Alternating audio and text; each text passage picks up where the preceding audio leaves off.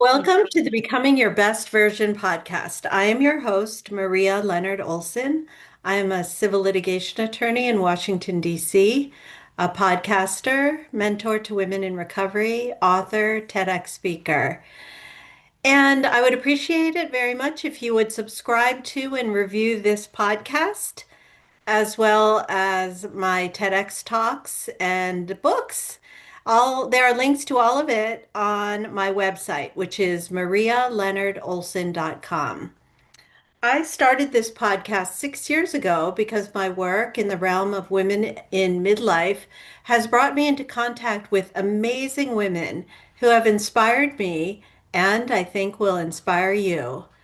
Today, joining us from Atlanta is Bukky Onifade, a midlife reinvention coach, international speaker, author, and founder of Coached by Bukky, spelled Bukky, where she helps professional women over age 45 turn major life transitions into purposeful, profitable second acts. Her work centers on a powerful reframe, which is midlife is not a crisis, it's a threshold. On this episode, we will talk about identity shifts, burnout, grief, divorce, and the quiet dissatisfaction many high achieving women experience after doing everything right. Before locating to the US from Ireland, Bukky built a strong media presence in the United Kingdom. She has written for Huffington Post, contributed to national and local publications, and served for several years as a recurring contributor on BBC Radio, including their Sunday newspaper review program. Rather than hustle culture or performative motivation, she offers listeners permission, perspective, and practical clarity, helping women translate decades of life and career capital into aligned businesses, meaningful work, and grounded success. Uh, you can learn more about her work at Coached by Bukky, Bukky.com, and follow her on all the social media outlets. All of this is in the show notes. Welcome. Thank you, Maria. So, is what made you become a coach? Is this what you set out to do as a child? I love that question. I actually started in education, in higher education. At the time, that was what my father did. He worked at the university. So he got me a job teaching summer school at the university. And that's where I fell in love with transformation, not just academic transformation, but personal transformation. I watched some of the students, and they were older students, by the way, because it's higher education, go from this is all I can do to maybe I can do something more, something bigger. And I realized I'm not just teaching, I'm not just passing on information, I'm actually helping people envision a different world for themselves. And that experience planted the seed of coaching for me because it made me see myself as someone who helps other people see what else is possible. Yes, yes. And did you always focus your coaching practice on women in midlife? I didn't actually. After a few years of working in higher ed, I pivoted into banking actually. Mm. And in the banking world, I learned a different kind of growth. You know, there was more pressure, it was more performance. You dealt more with people and real world stakes. And at the time, that pivot kind of taught me the fact that you can start again without starting from zero. After working in the banking industry, I moved to the UK. And there I had no contacts, I had no community, and I had to build again from scratch. And what that period taught me, which is something that I teach my clients now, is that community isn't luck, it's something you build on purpose. I didn't have a community there. I was a woman well, not by myself. I was a woman with my husband, and I was pregnant at the time. I had no community, but I was able to rebuild. And that is one of the things that drew me to women, among other things, because I could empathize with this idea of coming into a new space. Now, whether that is in entrepreneurship or whether it's moving countries or after grief or after loss or any kind of transition. And I felt because I had experienced it, it was something that I could offer and I could help women navigate. Yes, yes. Mhm. So, can you give us an example of someone you've coached who has made a dramatic new start in midlife and something she hadn't been doing before she met you? Absolutely. A recent client that I had was still is in academia because she's making the transition, but was getting towards the end of her time in academia and she wanted to go into entrepreneurship. Now, the work that we did was around mindset, but also the practical setting up of business. What I would say about that situation was that she was able to see herself in a different role from where she'd always been all these years, which was in academia.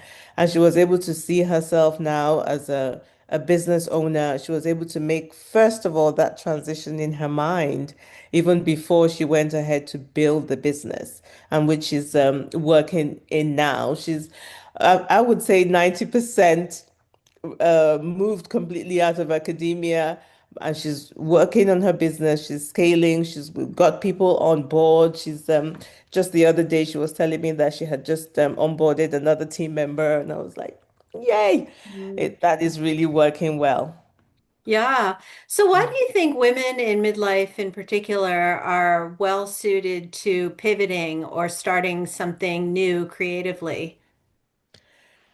I think it's about the season of life in midlife, which is such an interesting terminology, Maria, because it says 45 plus, and I'm thinking, oh my gosh, that is the age of my niece.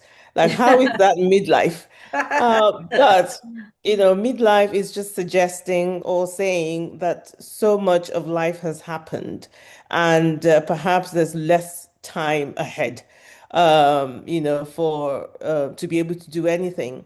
So there's that uncertainty for women to want to pivot.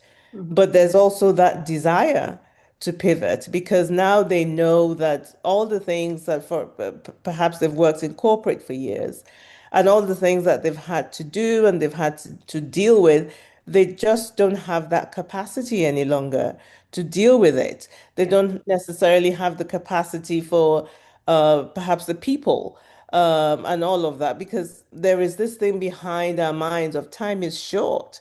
I Hmm. need to use my time wisely. I need to use it for the best purpose.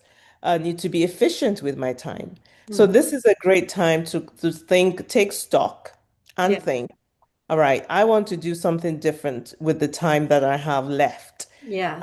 And then you think, there's this thing I always wanted to do. I always wanted to write. I always wanted to have a garden. I always wanted to work with women. Always wanted to write a book. This is the time to do it. Hmm. There is no other time. Definitely. Completely agree. Are many of your clients people who got divorced and then they're starting their personal life over as well? I have some women who have gotten divorced. I've gotten some women who are on the verge of divorce, particularly because they're trying to transition and they don't necessarily have a spouse that is supportive of that transition. So they do vary. But because I have gone through that experience myself of divorce, I feel like I have insight. I have some understanding because I've experienced it. It's a lived experience. I'm not just coaching and speaking and saying this is how you do it or this is what happens. This is something that I've gone through myself. It's not something I expected to go through at the age that I was. I didn't expect to have to relocate or reinvent myself, but there I am. So I believe that as women in this season, it is challenging.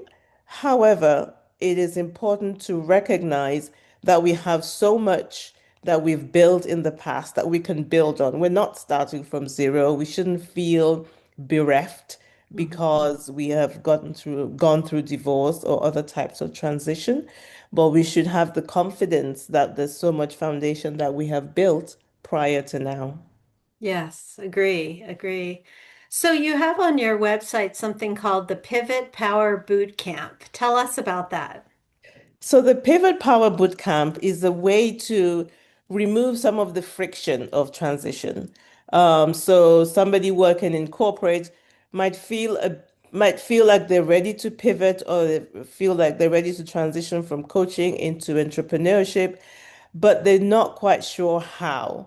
So what this bootcamp does is it takes them through a process where they understand what they have, their human capacity, and how they can translate that into an offer, a service, a product, just navigating that process without having to be overwhelmed and thinking, oh, what do I do? Where do I get the information? How do I do this? I think what is important about the pivot is that we start from where the woman is. This is a woman who has experience, who has expertise in their particular field. It's possible that they're a specialist in their field or they're a generalist. Regardless, they have a lot of information that they can use.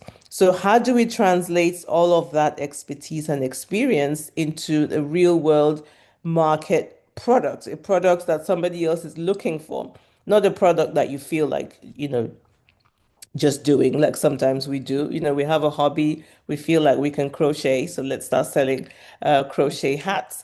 But if there is an actual, we can work you through that process of getting an actual market product fit so that this product that you have is something that somebody else is looking for. We'll talk about pricing, and then we talk about how to define that offer so that you can go out and you can go and sell.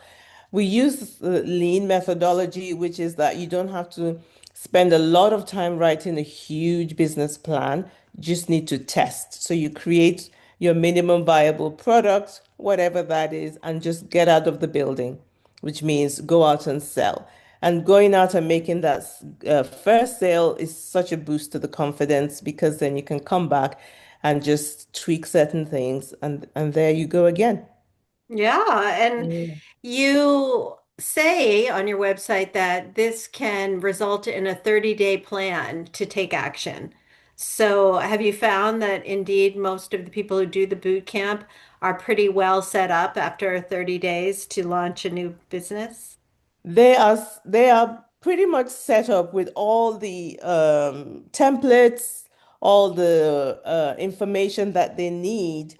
The actual workings of the business, of course, would take a little bit longer. But the point is that in that period, because we want to make it short enough that you don't feel like this is taking forever, we want to make it short enough so that you can immediately leap from that foundation and start selling. We offer support beyond the 30 days. Hmm. We offer a bit of hand holding, if you will, because the whole idea of it is you can do this. We don't want to spend a long period of time, making you write this plan and doing this and doing that. But if we give you the necessary systems, the necessary tools and templates that you need, then you can go out and you can sell. And depending on the product that you have, you could be surprised at how quickly you actually succeed in the marketplace. Mm. Hmm. Also really appreciate your blog that has useful information for entrepreneurs or women in general, like strategic visibility for women who hate self-promotion. So, how often do you write in this blog?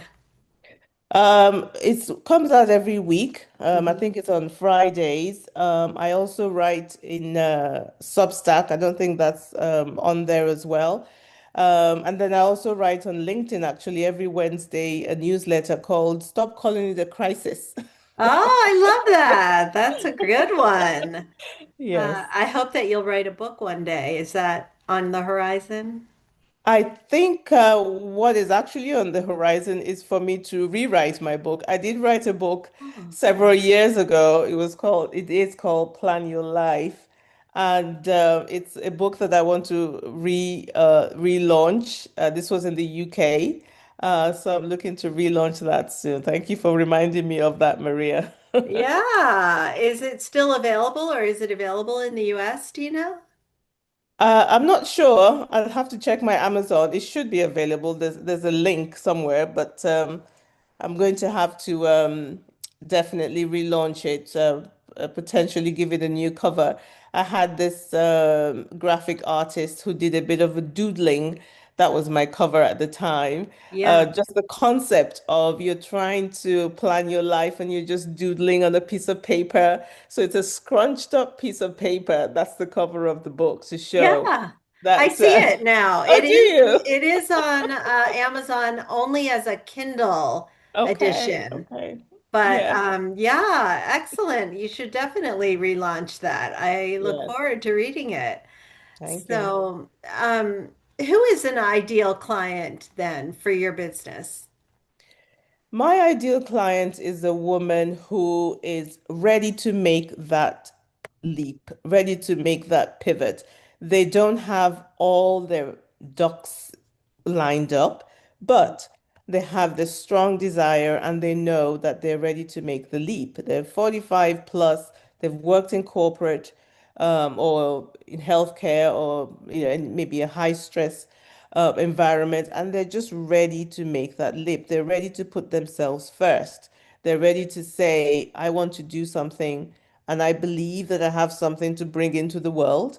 And that's who are my ideal clients. We're ready, and we will help you and support you to get you to where you want to get to. And do you see peak clients in person or online or both? Both, both. I work with clients all over the country. I have only been in America for a few years, Maria, so a lot of my clients are still in the UK. But I do have clients in the US and I do see them either face to face or online. Do you miss the UK living there? I miss the tea. We don't have the Oh, exact tea. We don't have the same kind of tea here. I yeah. lived in the northwest of the UK in Liverpool, and in the north we're known for a very strong tea, Yorkshire tea. So that's what I miss. And I miss Marks and Spencer's biscuits. It sounds like it's all about food. I promise you it's not. But yes, yes, I miss That's it. okay. That's all right. So I did make a lot of pivots and had identity shifts during my 50th year, which is why I wrote the book 50 After 50, Reframing the Next Chapter of Your Life, because I tried 50 new things because I felt rudderless. I probably Wow. could have used a life coach like you to give me a little more structure, but instead I tried all these things and a few of them stuck. And now I have a life that I'm really proud of and happy that I'm primarily still a lawyer, but I've started all these side gigs that bring me a lot of gratification. So do you also have clients who you help develop just side gigs, not make a whole transition? Yes, absolutely. Absolutely. And even as you were talking just now, Maria, I think it's so amazing the fact that you gave yourself that opportunity to try so many other things because some of us don't have that courage. We believe that this is what we're meant to do and we keep on that track, So it's really wonderful that you were able to do all of that and, sticking to some of them. I do work with clients who are both ways, which is what some of them feel like I'm just going to go on this track. So if I want to be work in corporate, then all I want is just a side hustle, maybe to help pay for one thing or the other. That's okay. We can do that. You can just Yeah. do. I used to do a lot of side hustles when I worked in corporate in the bank. And then I have other clients who and this is interesting because they have a lot of interests, a lot of desires. So their issue is which one should I do? Yeah. Which one should I focus on? And that's an interesting challenge. So in that regard, how I work with the client is to say it's okay to want to do a lot of things, Yeah. but we're going to work on one and then we're going to work on the other. But more importantly, we're going to see how they all fit into one another, Yeah. if indeed they do. Yeah. So creating that kind of map for the person Mhm. will say, okay, so I love to write books, but I'd rather be a book editor, or I'd rather write for these types of people, or I'd like to cook. So how do they all come together? Would you write recipes because you like to, those kind of things. So Yeah. that's really one of the most interesting things that I enjoy. And I think one of the reasons why I find it easy to do that instead of saying just stick to one thing is because I'm a little bit like that myself. Yeah. You know, Yeah. I like to do this and I love to and have so much, passion to do different things. And I don't feel that anybody should tell me I can't do Right. any of them as long as it makes sense and I Right. have the time for it. Do you have children? I have two sons, and then I have a little grandbaby. So one of my sons is in the UK and one is here in the US. So your job is to help people, advise people, coach them.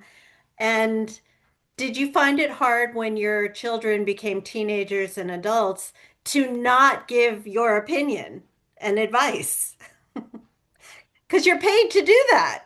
I'm paid to do that, but they teach you in coaching school that you shouldn't coach your family. I know. I So know. you step away from that.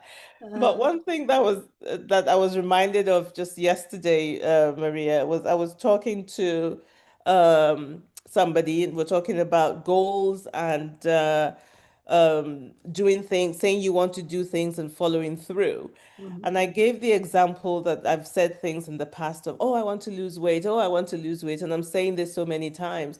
And then one day my son says, but you don't. I'm like, what? What you mean? What you mean? And it dawned on me, of course, I'm saying it, but I'm not doing it.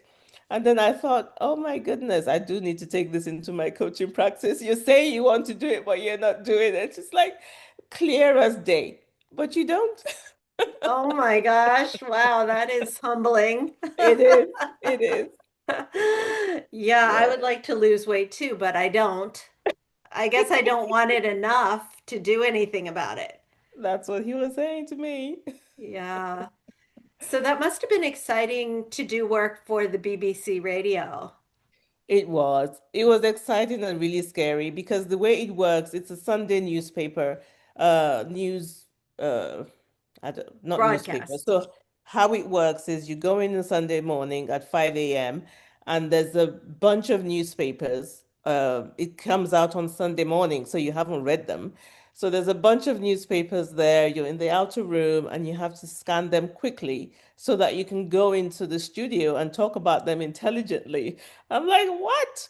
But I got used to it after a while. But that was it. It was really, really interesting. And I met quite a lot of interesting people because they would bring other people on to speak at the same time. Yeah. And knowing what to pick. That was the thing. Because there's like I think about 10 or 15 newspapers. You only had like an hour to read them all or read the highlights. Yeah. So knowing what to pick. So I tried to balance my stories, something funny, something inspirational, because it would be it could be Christian, Muslim, any type of religion that you talked about. But that was predominantly what it was. It was a religious program. Oh, So that was quite interesting. I enjoyed it. wow. Well, you Yes. must be very nimble and quick on your feet. Brava. So I am impressed by your website and your work that you do and your blog. You've got a lot going on there. I'm sure that your business is as profitable here in the US as it was in the UK. We're lucky to have you. Thank But you. I do ask all of my guests the following question. What do you do to become your best version? That is such an amazing question, and I've thought about it.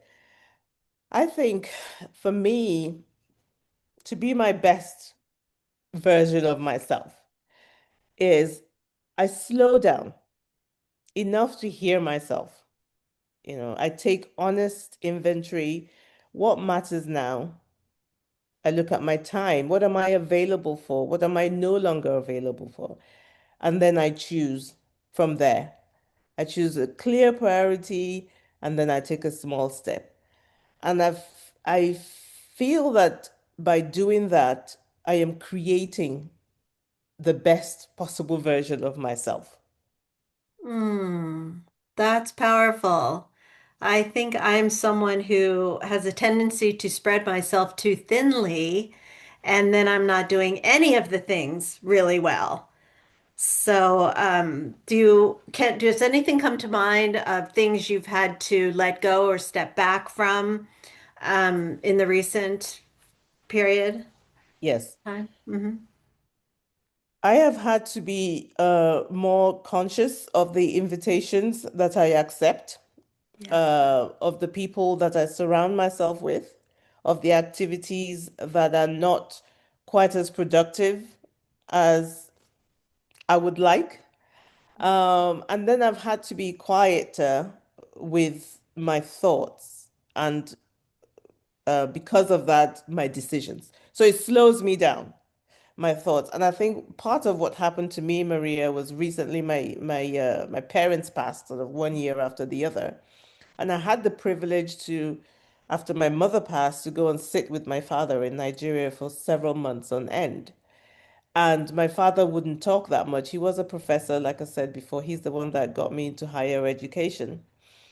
He didn't talk that much. He's 90 years old at this point. He wasn't really communicating. But in the silence, in sitting there with him, it brought a sense of calm, which I hadn't had before. Even now, I catch myself because I'm always rushing. I always used to rush. Now I slow down and I even think before I pick up my phone. So I think having that wonderful experience of being able to sit with somebody who, wasn't talking, I didn't have to have a conversation. I had to sit with myself in my own thoughts has translated to now I'm being more conscious. Yeah. I'm being more aligned. I'm being more quiet and Mhm. thinking, okay, is this what I want to do? Is this where I want to go? If yes, let's do it. If not, I'm okay. That's a really good message for me. And I appreciate your having shared that. And I'm guessing that you also share that with your clients who are experiencing burnout or are anxious about making changes to just pause and look within. It's so important, particularly in this time. We may feel like time is running out and we want to do so much, but we also have to think about conserving time, reclaiming time. So that's when we sit and we think, and then we do high priority stuff. We move in aligned ways as opposed to, I've just got to go. Yeah. Mhm. Oh, very good message. So I encourage you listeners to take a look at her website, coached by Bukky, which is derived from her longer Nigerian name, which we silly Americans have difficulty pronouncing.